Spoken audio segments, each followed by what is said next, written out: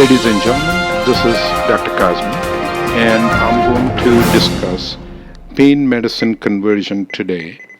And this is for nurses and the doctors taking care of the dying patients or patients on hospice and palliative care. And we do have an equivalent chart, and the left-hand column has the equivalent dose of the morphine, which is 30 milligram, to the number I put there. So pay attention to that. And to start the pain management, you need to know the pain scale. Mild pain is less than 4, and severe pain is more than 8, and the moderate pain is between 4 and 8. It is really oversimplified. Between 4 and 8 is a moderate pain. And as I mentioned, the left-hand column here is codeine, 150 milligram equal to 30 milligram of morphine, and hydrocodone, Vicodin, 30 milligram equal to 30 milligram of morphine.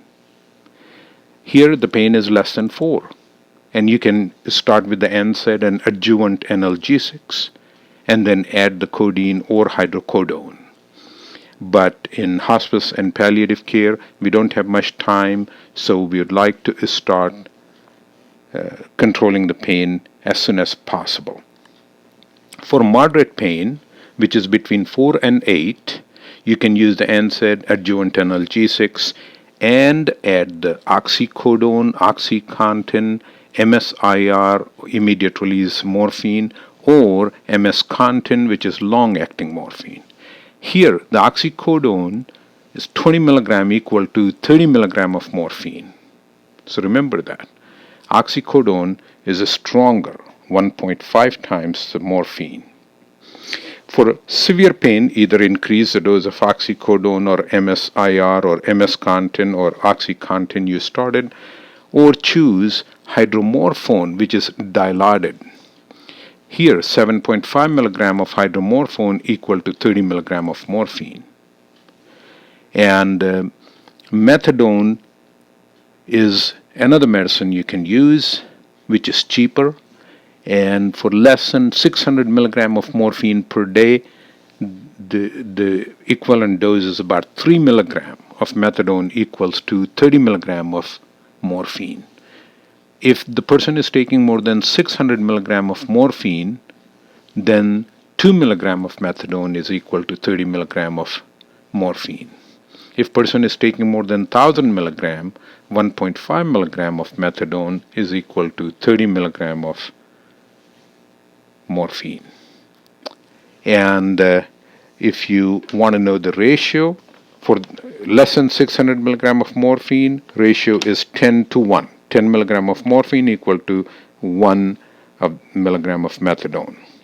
Then a ratio is 15 to 1 if the person is taking 600 to 1000 milligram of morphine per day. Over 1000 milligram of morphine per day, ratio is 20 to 1. For diuretics, you need to be careful also. And change the diuretic patch every 72 hours or so. And 50% reduction for cross tolerance if the person is taking more than 300 or 400 milligram of morphine per day. And 7 microgram per hour is equivalent to 30 milligram of morphine. And the ratio is 4 to 1. Opioid conversion table is shown here, where left-hand corner has equivalent dose. Download that. Go to my site, hospiceteaching.com, or Hospice Short Notes, which is coming soon, and you can download that. I do have a formula where X equal to N divided by O multiplied by 24-hour dose of the morphine, where X is the new medicine you're trying to start, N equal to new medicine equivalent dose from the chart, O is old medicine equivalent dose from the chart multiplied by 24-hour dose of the medicine. And you put the numbers and you'll get total dose of the day. We suggest never to give long-acting medication more than every 8 hours, never crush long-acting opioids, never use long-acting medications for PRN or breakthrough dosing, and never assume that the patient is pain-free in terminal stages. And parenteral formulation are more stronger than other like oral and those are more stronger than IV is more stronger than oral medicine, obviously. We do not want to use a meperidine or Demerol for breakthrough products because it causes cumulative toxicity. After calculating the dose, there should be 25% reduction for incomplete tolerance, and more reduction is needed, up to 50 to 75% for methadone and fentanyl. Methadone, be careful.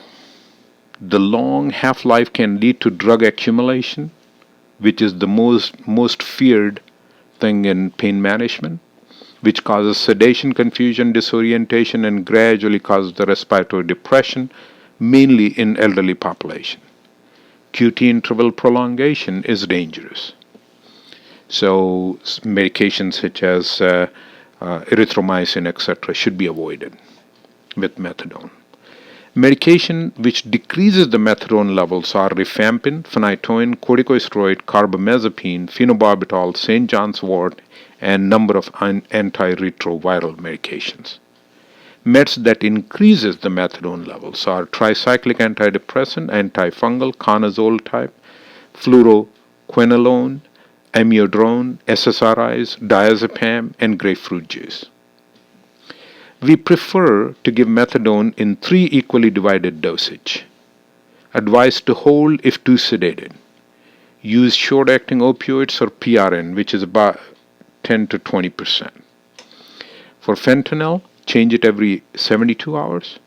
And when you convert the morphine to fentanyl, go to the lower rounded number and use that one with the 25 to 50% reduction for cross tolerance. Increase or decrease any opioid dose by 25%, preferably every 48 hours or more.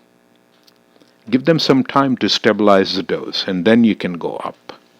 Long-acting medications, once again, I tell you to give it to them every 8 hours or so. Long-acting medication should be seen as regular meals. You eat 3 regular meals. And the PRN medication should be seen as cookie, or you're taking something in between the meals. And PRN medications are for breakthrough medicine, pain. Such as you're hungry, you're eating a cookie or so. And it should be 10 to 25% of the total dose.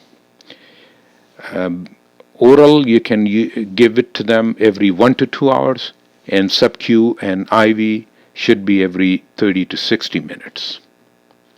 Adjuvant analgesics are co-analgesics.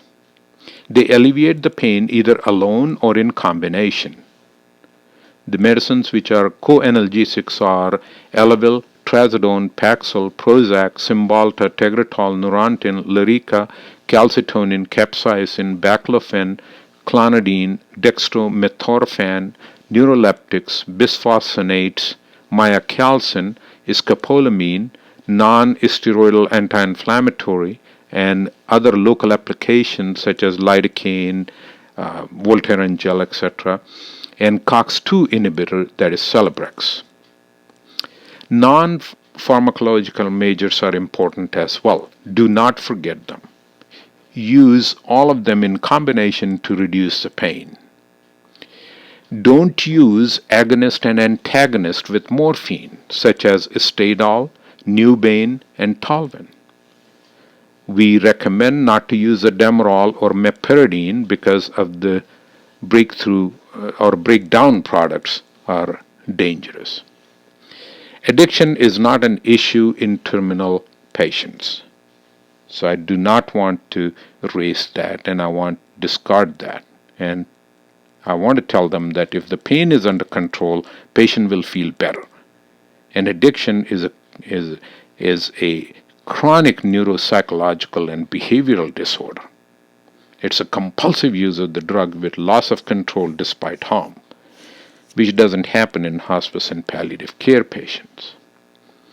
For further reading, I suggest nlink.lurie.northwestern.edu or endoflife.stanford.edu, or you can download the presentation which I just did from hospiceteaching.com, and you can send us an email at hospiceshortnotes@gmail.com, or go on one of my sites and send me the information. Your feedback is important. Thank you.